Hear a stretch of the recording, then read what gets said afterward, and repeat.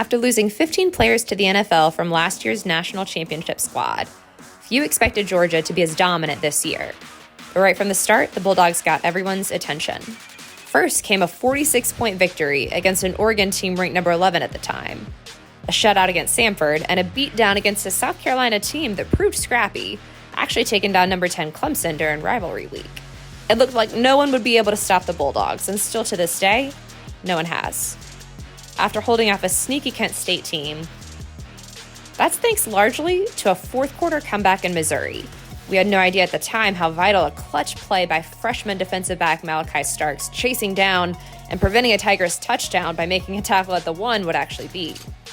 Georgia found its ground game with a season-high 292 rushing yards against Auburn and trounced Vanderbilt on homecoming for its 5th straight win against the Commodores. Then the Bulldogs traveled down to Jacksonville, and it wouldn't be Georgia-Florida without a little drama. Georgia held off a 17-point scoring barrage by the Gators in the third quarter to win 42-20. Then came the turning point of the season when it seemed everyone picked against the Bulldogs in favor of the Volunteers, who were number 1 at the time. With a healthy Jalen Carter back on the defensive line, though, Georgia handled Tennessee just fine and jumped up to number 1, where it has been ever since. They braved the cold and wind in Starkville to clinch the SEC East. They overcame a subpar performance in Kentucky, carried to victory by a career-high 143 rushing yards by senior Kenny McIntosh. They finally yielded a first-quarter touchdown in rivalry week's game against Georgia Tech, but ultimately were just too much for the Yellow Jackets. Georgia finished the regular season 12-0 yet again. The first time in school history the Bulldogs have produced back-to-back undefeated seasons. Now they go back to where the season started, Mercedes-Benz Stadium, just about 75 miles down the road in Atlanta. Facing an LSU team that's now 9-3 and out of playoff contention.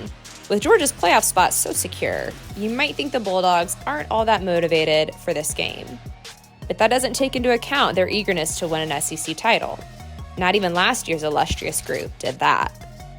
This is Smart's 5th time taking the Bulldogs to the SEC championship, but he's still looking for a second win after earning his first in 2017. Yeah, I think it's more about checking a box. It's not about last year's team or comparison. It's about next step and having an opportunity to put a number on the wall that stays there forever. You know, it's an SEC championship. You don't belittle those. Those are hard to come by.